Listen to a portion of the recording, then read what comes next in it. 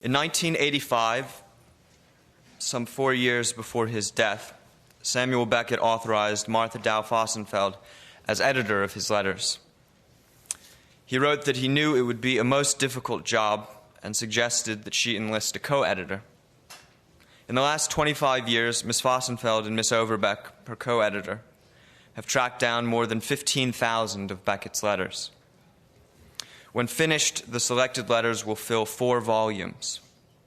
This year saw the publication of Volume 1, which spans the years 1929 to 1940. It opens with a letter to James Joyce, and it ends with one written on June 10, 1940, in which Beckett proposes a billiard game with a friend for the following Friday. That Friday, June 14, 1940, was the day that the Germans occupied Paris.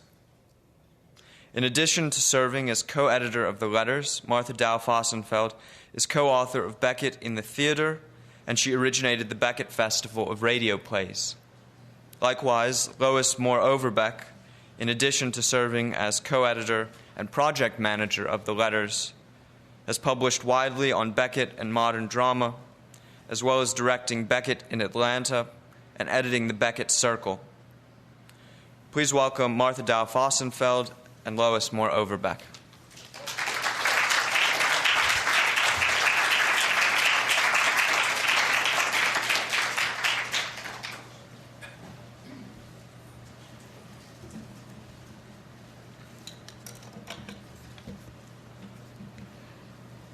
Samuel Beckett's Chamber Music. From Dublin on the 24th of February, 1931, Samuel Beckett wrote to Thomas McGreevy, "Impossible to hear music here. Yesterday they played one of Beethoven's last string quartets, a Mendelssohn quintet and a Schubert quintet. I feel that Beethoven's quartets are a waste of time. He needed a piano or an orchestra. The Schubert had plenty of nobility, and one understood the need of relating his chamber music to his song settings. I don't know any chamber music that works so skillfully. It's chamber music, and it must be perfect." These were the first words I heard from Beckett. It was May 1976, and he was at the Royal Court Theatre in London to direct Billy Whitelaw in Footfalls. I was seated in the back row of the theatre with my co-editor of Beckett in the Theatre, Dougal Macmillan. I tried to listen as if it were the very first time I had ever listened, determined to catch every nuance, every scrap of sound from that stage, not wasting a single moment. The sound of the gong in the silent darkness, and then the beginning footsteps, the footfalls, in counterpoint with the swish, the trail of the tattered costume. And then the gong would come again, announcing what had happened, what was going to happen, until the final flying, when nothing was there. My work is a matter of fundamental sounds. No joke intended. Made as fully as possible, Beckett wrote in 1958 to Alan Schneider, his American director. And I accept responsibility for nothing else. But he was also concerned with the inevitable accompanying silences. Beckett's series of notes to Peter Hall, made after seeing Hall's 1955 production of Waiting for Godot in London, makes this abundantly clear. This then suddenly moonrise. This should last about 10 seconds. Vladimir watches it in silence. I do feel this is important. But what Saturday? Much slower and more broken. Pause after each question. Each question a bandurria. Let each day sink in before passing on to the next. Song. Vladimir should advance to extreme front, parody attitude of amateur cantatrice, and sing with exaggerated feeling. What stops him is the word tomb. He broods on death.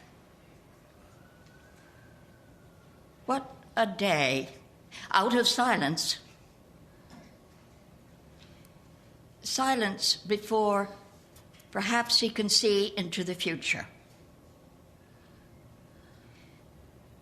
From now on, to curtain, dead, numb tone for Vladimir.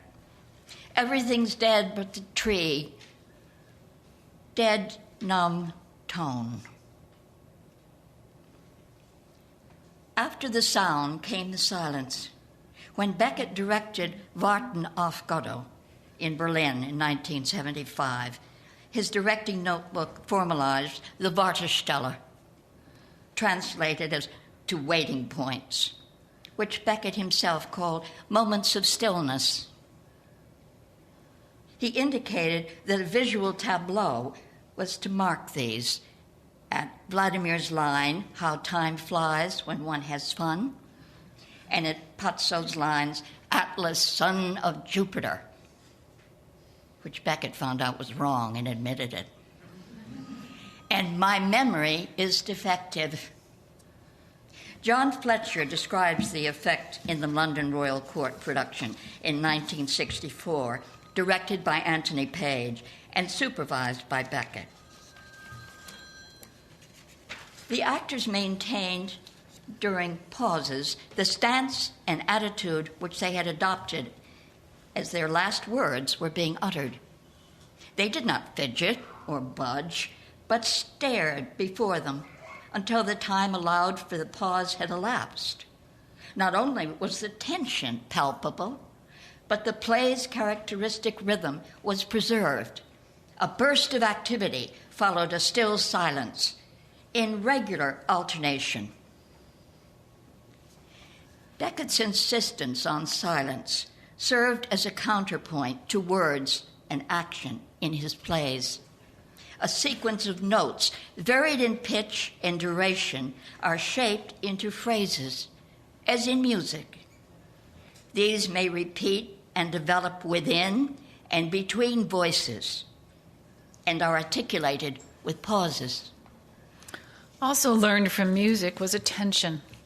We can see how important repeated listening was to Beckett by the way he wrote in 1936 about a painting by Emile Nolde. Feel at once on terms with the picture, and that I want to spend a long time before it. Play it over and over, much like a record of a quartet. Knowing that Beckett played the piano, one might say he was practicing, but this was an effort that was also a pleasure, for he found release in playing. His brother Frank rented a piano for his rooms at Trinity College. Susan Deschavaux Duménil, his partner and wife, was trained as a classical pianist, so there was a piano in their Paris apartment. In 1967, Beckett acquired a piano for his retreat, the little house in Ussy in the Marne Valley. As he wrote to several friends, "Got me a little Schimmel, pianoforte, for here, and wander and blunder among Haydn. Hesitated long with hands and eyes the way they are, but now's the time or never." And then, because his sight and his crippled hand was giving him trouble, "My nose so close to the score that the keyboard feels behind my back. Get it by heart in the end and lean back." And finally, the little piano is a great help. As the letters show, Beckett was often moved by music, even exposing his usually hidden romantic side. He writes to Thomas McGreevy on the 18th of January, 1937, from Berlin, after hearing a Beethoven concert by the Berlin Symphonic Orchestra under the direction of Eugen Joachim. The horn passage in the Leonora was, as I have always imagined and never heard it, inaccessibly distant. sylvan and autumn dusk. But Beckett, if you've read the first volume of the letters, could also be pretty opinionated about the music that he heard. In 1934, he described to his cousin Morris Seclair the scene of Furtwängler conducting Bach's Suite for Orchestra and Schumann's Fourth Symphony. He has the charming modesty of letting himself be led by his brass players, who blow as only beer drinkers can, while making with his little left hand very daring gestures toward his first violins, who fortunately paid not the least attention to them. Furtwängler also mentioned as a composer in a letter to McGreevy from Munich in March of 1937. Beckett vividly evokes a concert of violin sonatas with Furtwängler at the piano. It was fearful. They played the earliest Mozart and Beethoven they could find, and then the brand new Gross Sonata, that's in capitals and underlined, that Furtwängler has been molting over all winter. It was unspeakable and lasted over an hour. The maximum determination to get it all off his chest in a modern manner, and the minimum ability, a frenzy of impotence with reverberations from everyone from Berlioz to Bartók. My musical susceptibility seems all concentrated in my arse, which ached diabolically. Nevertheless, for Beckett, musical sensibility was deeper than effective response or opinion. Music could achieve that to which words and writing could only aspire. For example, a portion of Beckett's letter of 9 July 1937 to his German friend Axel Kohn, later a dance critic and literary translator. Is literature alone to be left behind on that old foul road long ago, abandoned by music and painting? Is there something paralyzingly sacred contained within the unnature of the word that does not belong to the elements of the other arts? Is there any reason why that terrifyingly arbitrary materiality of word's surface should not be dissolved? As, for example, the sound surface of Beethoven's Seventh Symphony is devoured by huge black pauses, so that for pages on end, we cannot perceive it as other than a dizzying path of sounds connecting unfathomable chasms of silence. If music suggested possibilities to his writing in the early days, Beckett insisted that the expressive potential of words, music, and movement were distinct. He told Morris Sinclair, his cousin, in the summer of 1964, "Do not believe that ballet is music. It is precisely because music has a subordinate part in it that ballet annoys me. For serious music cannot be of use. To represent a piece of music in a particular way by means of dancing, gestures, settings, costumes, etc., is to degrade it by reducing its value to mere anecdote."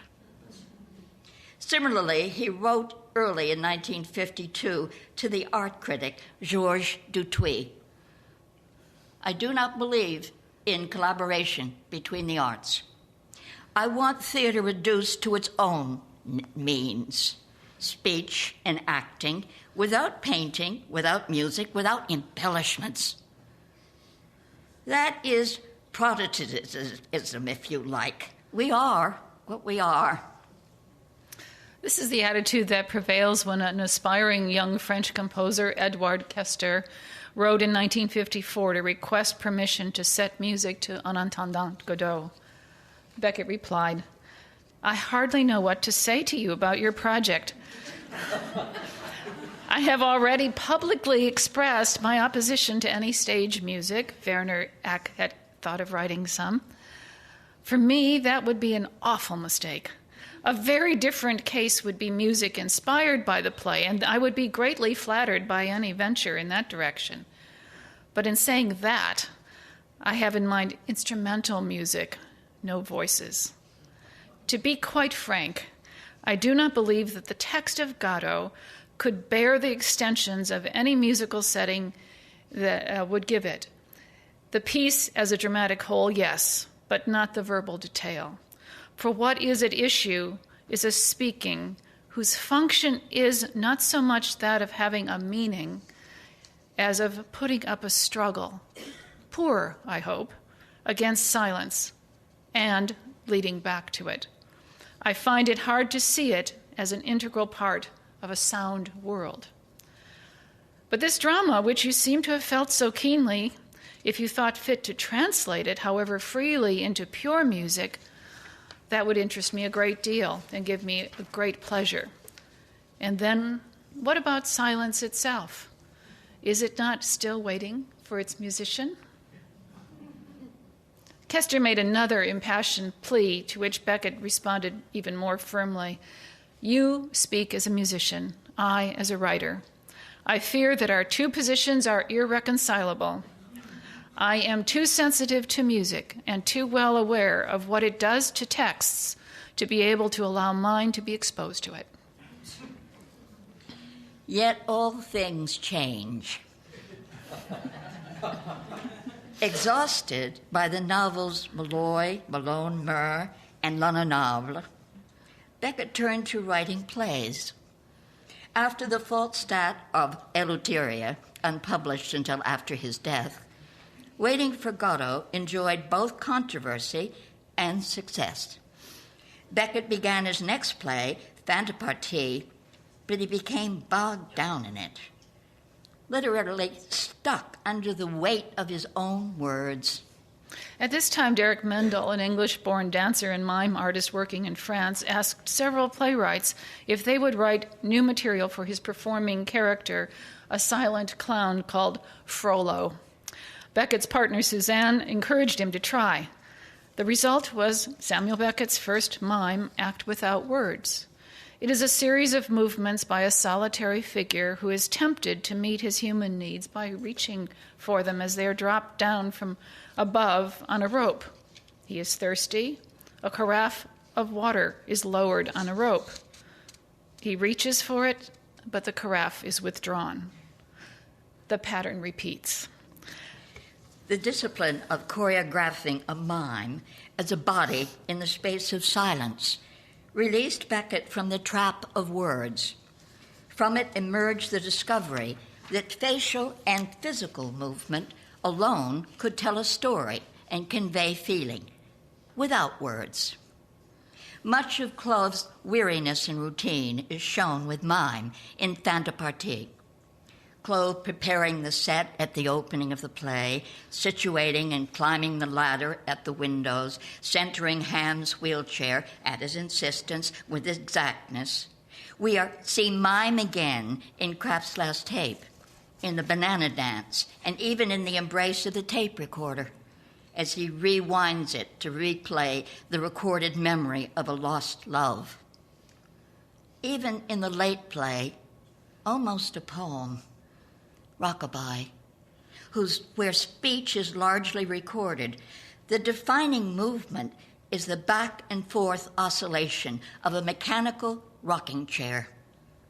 One can trace the kinetic pattern, whether in the physical gestures of a character or the mechanical movement of a tape recorder or rocking chair or the pacing of Amy May in Footfalls, to see how Beckett employs these rhythms to frame his words.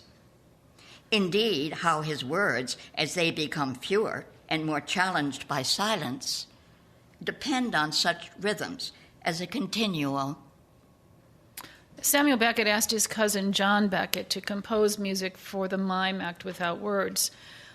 John worked very closely with the performer Derek Mendel much so that the results appeared to be of a piece. Samuel Beckett wrote to the Dublin Theatre Festival on the 7th of January 1957, "The music is not at all a music of atmosphere, but tied up very precisely with the action of the mime." He specifies the same thing to Alan Simpson of the Pike Theatre in Dublin. The movements of the player have to be very precise and rhythmical, at least whenever associated with the musical element, which is intermittent, and indeed throughout if a tape recording is used, as is our intention here. The music, scored for piano, xylophone, and drum, is not ready yet. It has to be composed in function of a stage, a player, and accessories. Indeed, music became a necessary element for this play. Beckett wrote to the Danish translator Christian Ludvigsen, "I'm afraid the mime without the music is out of the question. I'm sorry to disappoint you." And he added in his next letter, "Even if you had the score or a recording of its music, you would be no better off, the problem being the coordination with the movements of the mime.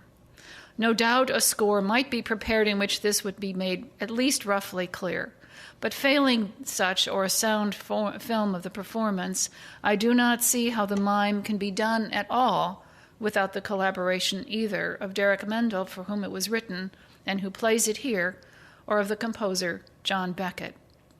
And finally, again to Ludvigsen, "I think you better just drop the idea of act without words.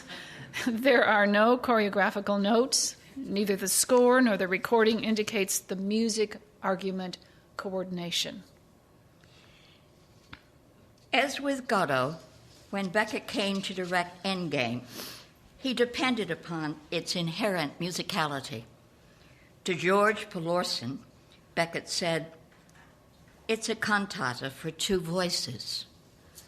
He asked that certain phrases which occur throughout the text be spoken in exactly the same way with the same tone, like a note of music played in an invariable way in the same instrument. Ham's story is a monologue with four voices, each with a distinctive attitude. Michael Herta, dramaturg with Beckett's production of Endspiel in Berlin, wrote his observation of the rehearsal process. "It is now fully orchestrated. In some passages, the instrument even makes music."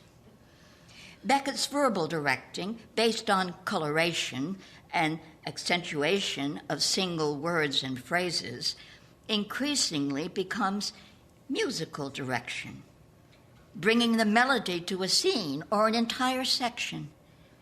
Musical terms are turning up more often: legato, andante, piano, scherzo. If musicality is a hallmark of Beckett's directing process in the 60s and 70s, it is just before this period that Beckett gradually comes to explore what music can bring to his work and to his words. When the BBC presented readings from his novel Malloy, Beckett agreed to musical passages. He wrote to its producer, Donald McWhinney, after the broadcast, "I was in Paris last night and there listened to Malloy. Reception execrable, needless to say, but I got enough, knowing the text so well, to realize the extraordinary quality of McGee's performance. I was also extremely pleased with the music. I had wondered a little if the text would take it. It not only did, it benefited, and as written by John, it seems an indispensable part of the broadcast. It is obvious that he and McGee came to a very good understanding. The points at which the music took over, I thought, were very well chosen, and its entry finely prepared by the voice." And 2 weeks later, also to McWhinney, Beckett wrote, "John wrote that he would do the music differently if he did it again. But I thought it was just right, in a spirit not of reinforcement, but of otherness." Perhaps it is this potential for otherness that helps to explain why Beckett came to accept music with his words. The next year, March 1958, Beckett allowed composer Mark Wilkinson to set Lucky's speech from Waiting for Godot. "There is no objection, on my part, to your having set to music an extract from Godot, or to your having it performed."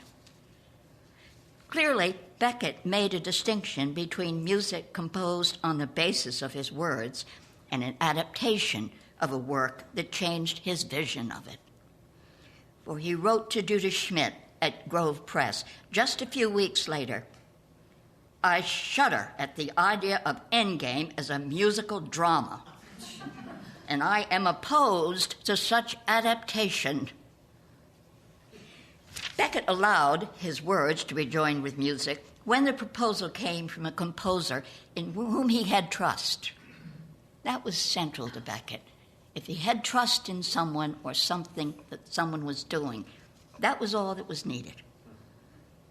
Certainly, that was the case with the setting of Kraft's Last Tape by Marcel Mihailovici, who, as Beckett wrote to Barney Rossett at Grove Press in 1959, he wants to make a chamber opera out of crap for the RTF and for a theater in Germany. I gave him permission. He's a fine musician, a good friend, husband of the pianist Monique Haas, Beckett reported on the results to Judah Schmidt on 12 February 1961. Concert performance of Mihailovici's Crap tomorrow at Chaillot. Heard rehearsal today with good Swiss baritone. The music is very fine. But of course, not much left of the wearish old man. And his voices, on the other hand, much added. Soon after Mihailovici's operatic treatment of Kraft's Last Tape, Beckett composed the radio play Words and Music. In it, two characters, words and music, each attempts to control the other. It's a play that could only have been written for radio because I don't know how we'd stage something like words as a character and music as a character. In any case, fusion between them was impossible, collaboration unsuccessful. Both acclamation and compromise seemed to go down in defeat. In the thrust and parry between them, Words attempted to compose a poem, but stumbled until they followed the shape that the music dictated. Melody and rhythm were, in the end, what made them right and released the meanings they were seeking. Only Beckett could have made a whole play out of this notion. But Beckett reminded, music always wins. In this drama, Beckett comes close to fulfilling his desire to find a method of verbally exposing the limitations of words, the goal that he voiced in his 1937 letter to Axel Kohn. Since we cannot dismiss language all at once, at least we do not want to leave anything undone that may contribute to its disrepute. To drill one hole after another into it until that which lurks behind, be it something or nothing, starts seeping through. Of course, at first, it can only be a matter of somehow inventing a method of verbally demonstrating this scornful attitude vis-a-vis the word. In this dissonance of instrument and usage, perhaps one will already be able to sense a whispering of the end music or of the silence underlying all.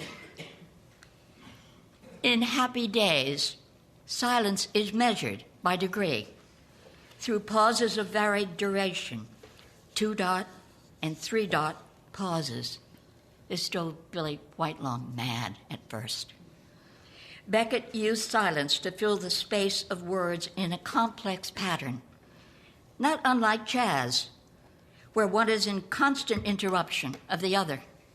Movement separated from gestures, and both from words, and words intercepted by thought.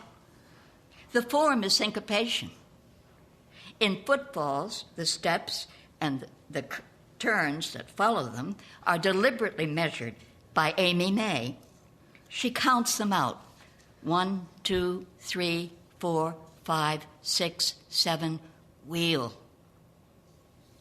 She paces the lighted strip, revolving it all in her poor mind. Measurement and text become one. As Beckett said to Billy Whitelaw, words are her only friends. So it was with Winnie in Happy Days. Words abandoned them, giving way to silence. Here then are the scores for the chamber music. And the performance? Beckett was not always, no, never satisfied with the result. Regularly, one would see him lower his head into his hands during a rehearsal, and one could hear him mutter or whisper, "It'll never be as I see and hear it in my head." Thank you. Thank you.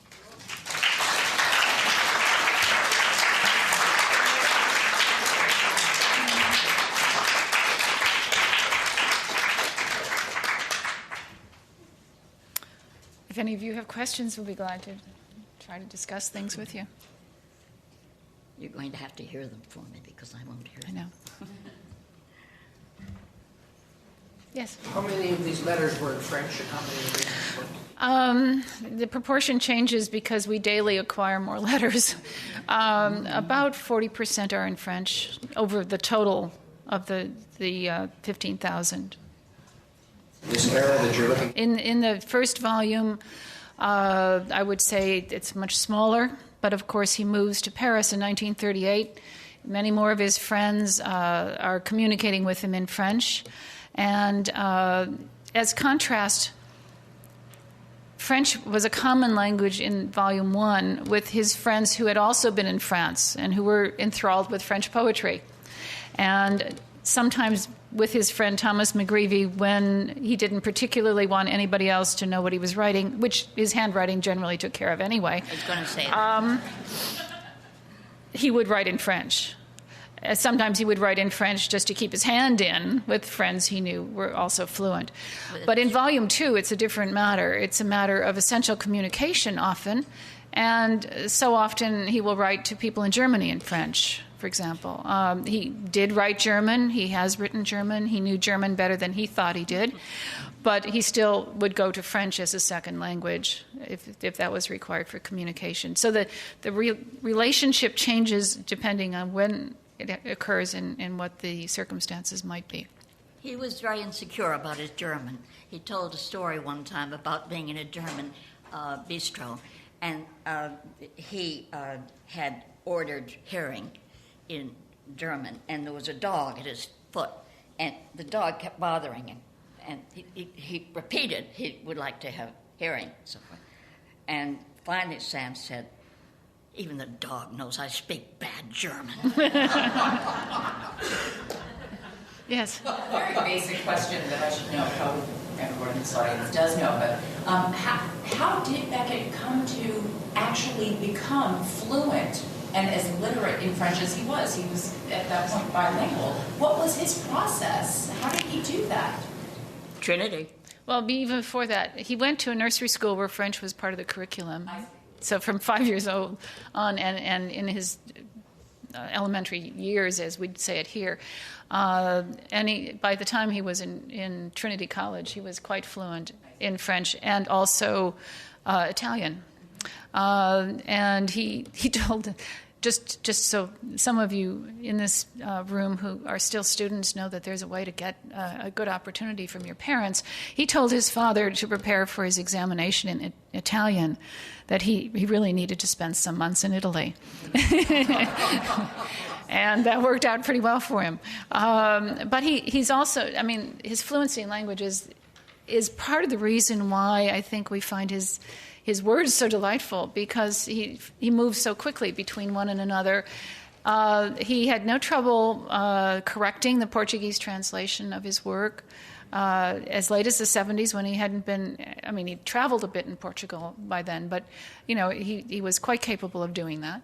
And I think this joy of language, of words, early days when we were working on some of the letters that had a good deal of German in them, we had some help from our colleagues, and they couldn't believe how he could joke in the language.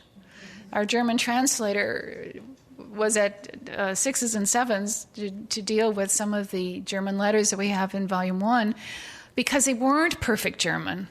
And yet we wanted to, in the translation, also show that they weren't perfect. But there was very little way to explain why they weren't perfect. You just had to sort of work it out as you could. But he didn't stop playing. Even if he didn't have all the facility he needed, he continued to make new words, to make it work for him. He was always interested in a problem to be solved.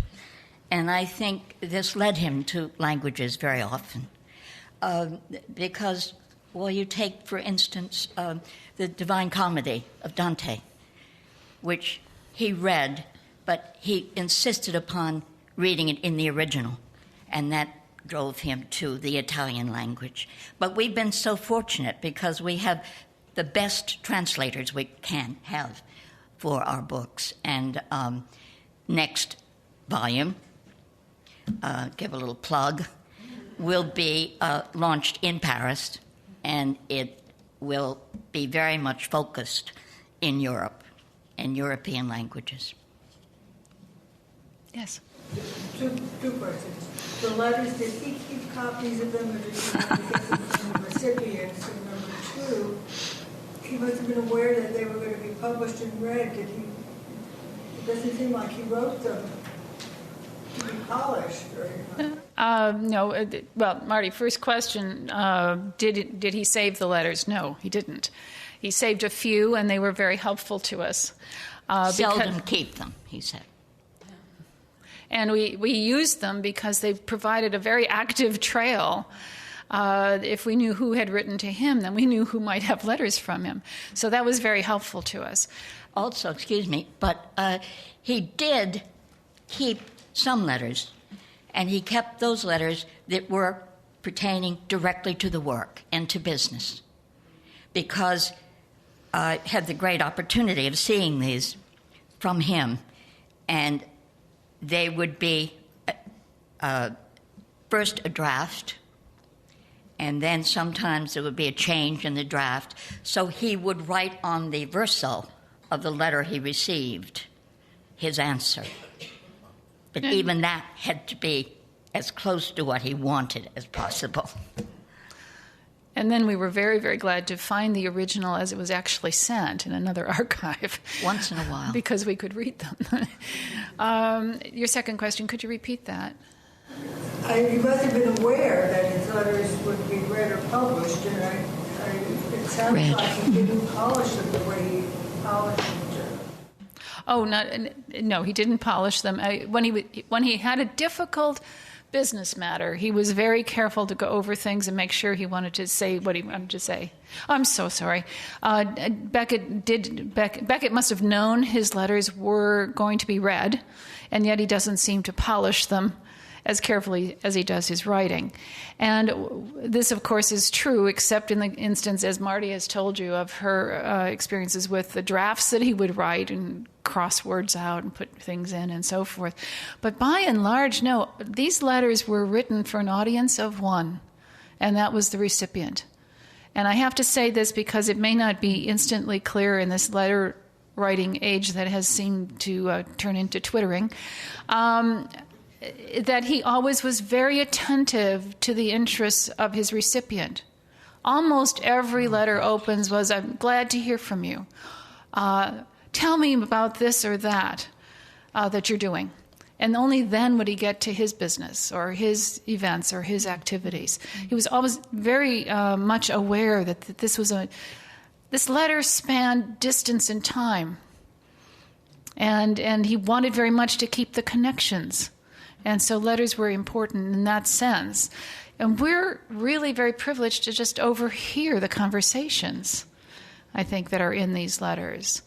And it is the correspondence of Samuel Beckett. And that's important because we are published as the letters of Samuel Beckett. But I think the important part of those letters is the dialogue between the giver and the receiver. And that is really the correspondence. So I think we always have to keep that in mind with these letters. Yes. Who was McGreevy? Is that the one that his friend in Ireland that Yes. wrote so many of his letters to? And they seem very pedestrian. I mean, has the weather there and things of that sort. Totally at ease with him. Who was this? Well, Thomas McGreevy became the director of the National Gallery of Ireland in 1950. It was a job he really wanted for a long time. He was actually trained at Trinity in political science, and then moved on more and more into literary areas and matters of art. He really tutored Samuel Beckett in art. He also was a great friend in Paris. Sam followed him at the École Normale Supérieure, and Tom introduced him to everybody, and everybody included. Yeah. He was a reference point. He was somebody that Beckett could depend on and, in a sense, hold on to at a time when he needed that. And McGreevy knew this and, in a way, encouraged it, I think, because McGreevy needed to have his own connections. And I think that very often is the source of a correspondence, in any case. Also, McGreevy was a very interesting guy. He was apparently so garrulous that when we met Anne Yates, she remembered as a young woman traveling from the ferry in the south of Ireland up to Dublin on the train with McGreevy, and she said, he didn't stop talking the whole way. And I think you feel, although we don't have very many McGreevy letters to Beckett, you feel that because the letters probably went on for 10 or 12 pages, and Beckett's own answers sometimes go on to 8 or 9 pages. And, the early ones. Yeah, the early ones. And then we have also the little trouble that Beckett really doesn't have that much to say to him. So we joke about this, but it truly is what happened. If we found the right issue of the London Daily News, we could annotate the whole letter, because Sam took everybody else's activities as if he was one with them, because he had to fill this thing out. On the other hand, there was an intuitive understanding, as different as they were. Roman Catholic Thomas McGreevy, from the west of Ireland, as equal to Sam in facility of languages, deep love of poetry. He wrote poetry all his life. But Samuel Beckett's obviously Protestant, obviously from a different class in Dublin. What they had in common was their love of French literature. Also, what they had in common was that Tom McGreevy was a literary executor, wasn't he, for W.B. Yeats? And it was Tom McGreevy who actually introduced Samuel Beckett to James Joyce. So this is an enormously important connection. Yes. Is it possible to say approximately what percentage of the letters are about music? Oh, I haven't counted. Is it a constant thing? It's part of his life. He was never very far away from music, Beckett was. I mean, he talks about concerts that he hears. He talks clearly musically when he's directing. It's just one of those threads throughout his life, and so naturally you expect to find it in his letters. But about the subject of music per se, it's very hard to count that sort of thing. Yes? Yes, I wonder if you could speak to the image of the man, or the impression you have of the man, having gone through as many letters as you have thus far. Did you hear the question? Our impression of the man, Samuel Beckett, from the letters. I mentioned earlier problem solver. His father was a quantity surveyor, and that meant really sort of an architectural contractor. And obviously Beckett was aware of his father's business in some ways, inevitably, and I think of this often when I look at Beckett's using numbers, for instance, as opposed to words, as his father obviously used numbers and measurements. I think that's an aspect of it. But I do feel, and I have felt increasingly over 30 years, that Beckett was always interested in a problem, how to solve it. Again, like his father, perhaps, who had a problem and went about to solve it. I think that's a very important part of Beckett. Also realize he was a very attractive man.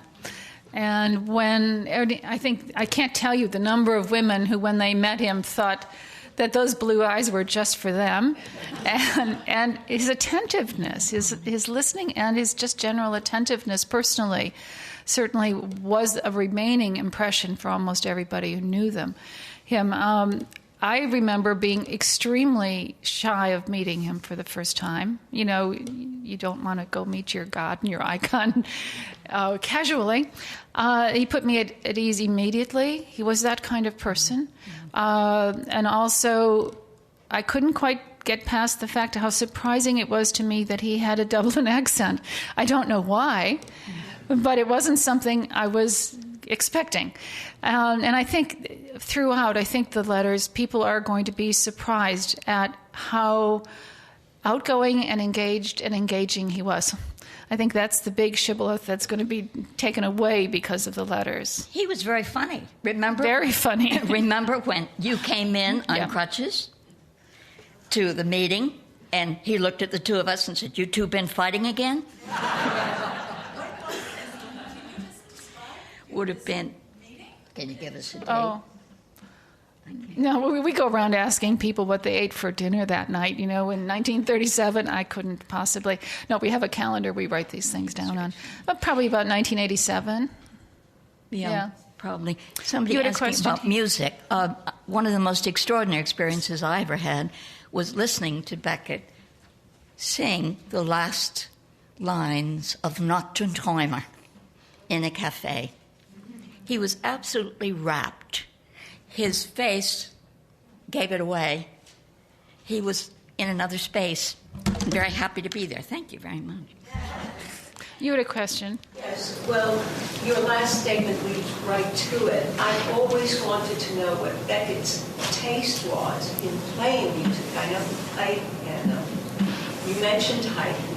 He mentioned that Schubert's A minor quartet was the most beautiful. Oh, yes.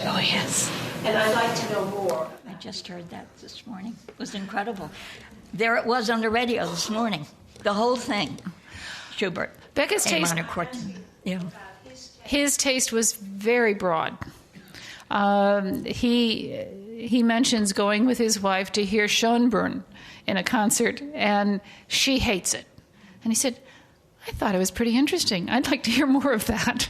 And so he was very open to many things. And I don't know how many of you are aware, but there are at least a dozen composers who have composed music to words and music, and most of it is very far out and very intriguing with the kinds of sound patterns that are used, very non-traditional. So I'm sure that he was playing Haydn and things that he could manage with his ability, but also he had a very broad taste.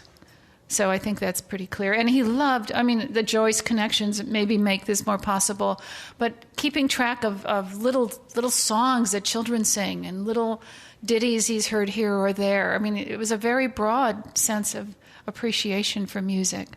Yes? How were Beckett's letters affected when he had to leave his Paris apartment during the occupation to go into the country? Into the countryside? Was the frequency affected? Oh, more than the frequency. You remember he was in the resistance during the war, and so writing letters was just something you didn't and couldn't do. There's a gap. There's a total gap. And for good reasons. And then any communication with Ireland was also problematic because it had to go through the Vichy government, and the Irish government was neutral. And so it was very tricky. And all they could do was Beckett's family could send a telegram to the Irish legation in Vichy, and Vichy would get it to Sam, and he could do the back. But it was a telegraph. And so, you get very few words. And it's mostly, "I'm fine, hope you're well," and nothing more than that. So there's a lot of work going on during these years, but there are no letters to speak of. Watt in particular, if you think in terms of Watt, he worked on Watt, and I think at one point he may have said something like, "to keep me sane," because work went on, even in those terrible times. He had to say things, and he had to put it down. And Watt is an example of this.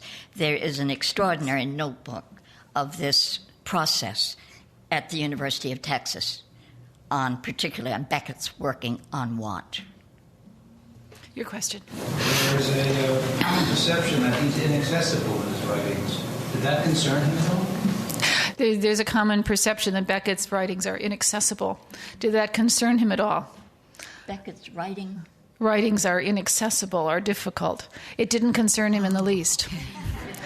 He said the finish of the quotation about my work is a matter of fundamental sounds is if they have headaches in the overtones, let them provide their own aspirin. So I think that the key to this, however, is Joyce.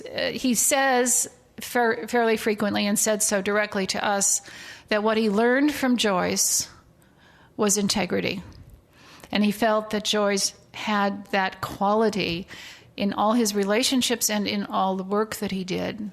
And that was very important to him. He also said similar things of the painters who were in Germany being proscribed either because they were Jews or because their painting was not appropriate to the prevailing sentiments of the government, too abstract, etc. He saw them painting anyway. He saw them, even if they were prevented from getting paint, figuring out some way that they could keep working. Those experiences that if you really are, I guess, called to be a writer, called to be an artist, that you owe your first duty is to the work, I think is crucial. And I think you hear it in the excerpts that we read today. At first, he doesn't want music bumping into his words. And then gradually he accepts the fact that it can do something his words can't do.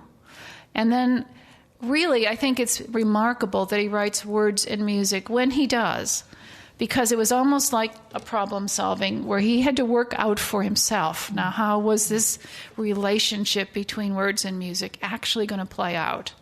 And from then on, we could have gone on for another day or two about the later plays. You wouldn't want to stay here for as long as we...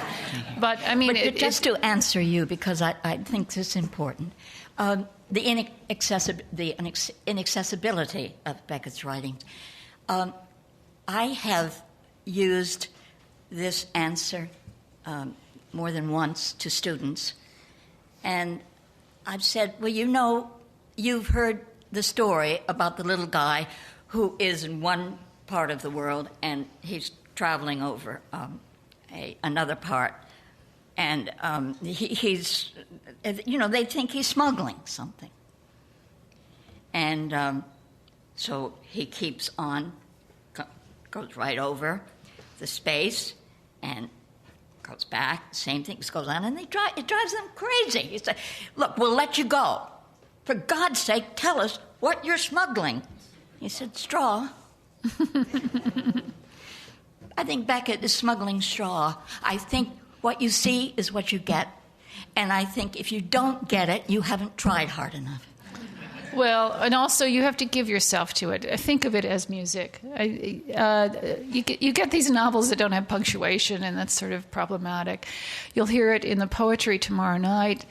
Again, because there's no punctuation between the lines, there are a couple of ways that those words could be read in combination with each other, and that's sort of the point. Our students used to have a great deal of difficulty reading Happy Days, because it just goes on and on and on in one voice. And there's no telling where a thought begins and ends, and there's not supposed to be. But when they give themselves to the work orally, when they listen to it, no problem. So I think it's just a different kind of attention that some of his work demands. But I think it also repays the effort. I don't know of any Beckett scholar who has ever written one book on Beckett. You never finish with Beckett. There's always something more to be learned or discovered.